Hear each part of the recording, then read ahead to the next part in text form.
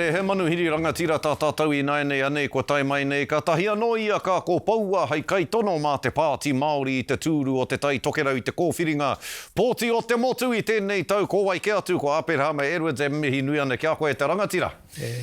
Kia ora, mihi ana kia koe o tira te hunga e mātaki nei a tāhua. E hoa, te hunga e mohi ana kia koe kāre kore e pātai ana I te pātai. Nā te aha koe I whakatau ai, ko koe tēnei ka kuhu atu nei ki te ao kai tangata, ki te ao tōranga pūewa. Nā te aha. He nui anō ngā take I tuku ai taku ingoa. Nā runga I te kaha āki mai o aku whanaunga kia au.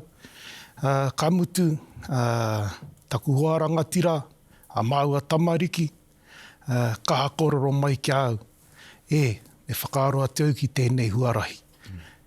He krani pāpā hoki au, moko puna waku.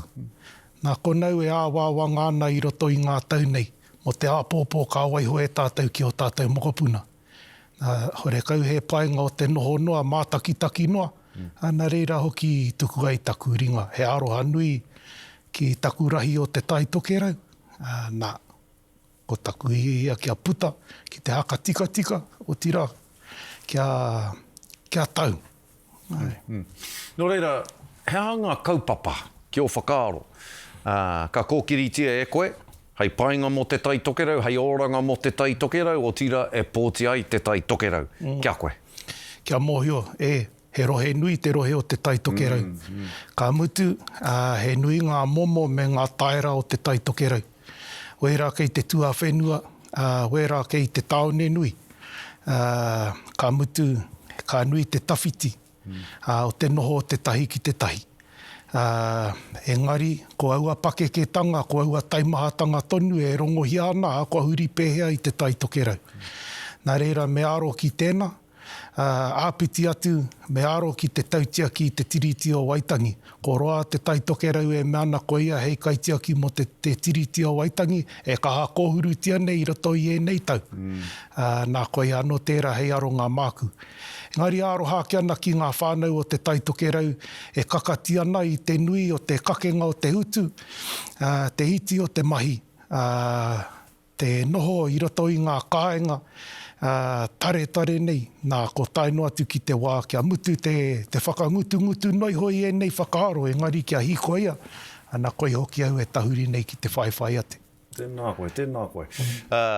I runga I te karare, tō tāua matua Shane Jones ina nahi.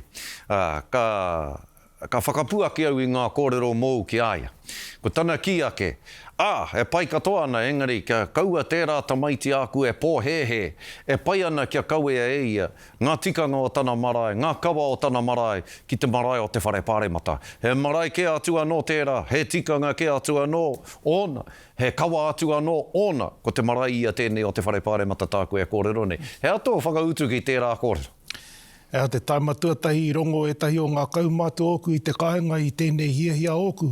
Ka mea ke he mara ko koe tēnei, panga I te whare rā, kahia noiho marama ki muri, he anei nā koe huri atu ana kia hau atu. Nā reira, hore kau hau e tino ware atu ana ki e nā whakaaro ana, e mārama atu ana, mihi atu ana ki a rātou, te hunga ko roa, e kaue ana I tō tātou reo, te reo o te iwi I roto I te whare raka. A hau nei nā, haka tupua mai hau I te tai tokerau, nā te tai tokerau hau I haka tangata. I nā puta atu hau ki roto nā, hei kanohi, hei reo mo te tai tokerau, ka kaue atu e ai ki te tai tokerau. Tēnā koe. Mohio koe ki tērā matua o tāu e tahi wāko ana kupu kōrero tika ana kia puhi e te hau, nera, kāre he kiko. Engari, hea te rautaki e hoa, mohi ana tātou. Katoa, kua pā te raruraru ki te pāti Māori I roto I ngā tau nei, no te marama noi hone, ka wehe a marea meno, ki te whakatui tāna ake pāti. Hea te rautaki, hea tō rautaki, hei a te whakatika I te whare o te pāti Māori, ko tata papa horo nei? Tāku noi ho me titiro tātou ki te whare o te pāti Māori. Ko te kāmaka o taua whare, ko te papa o taua whare, nā etahi ngākau, mātanga, pūkenga nui o te ao Māori I whakarite. He whare mārohi-rohi. Koa ngā tīhahutanga I roto I ngā marama nei. He whare mārohi-rohi tonu. Ko ia nake te whare e noho nei ko te pautoko manawa, ko te Māori, tā te Māori, ai ki te Māori. Nā reira e hakapono atu ana ki tēnā whare, me te hia kia hakapaua i taku katoa, kia pakari tonu ai tana tū. Mohi o tonu e potono ho te hua te ngā marama kei mua i au tai atu ki te rā pōti. Waku hoa hakataitai, waku whanaunga e tino tangata. Ka mihi atu ki enei wahine rangatira no te kāinga. Ko toru tau rātau, e haka rite ana. Ahau neina, ka arima noi ho marama kei mua i au. Nā reira, hore kauhau e pōhe ana he mahi māma. Engari, ko hau tēnei e toro nei taku ringa, kia hakapaua taku katoa, kia tutuki i runga i te tika, i te pai mo te taitokerau. Kia kaha rā koe, te rangatira, kia kaha rā koe. Puna o te mōhio, ko koe. Puna o te mātauranga, ko koe. Puna o te mana motuhake, ko koe. Puna o te tino rangatiratanga, ko koe. Puna o te tiriti o waitangi, ko koe.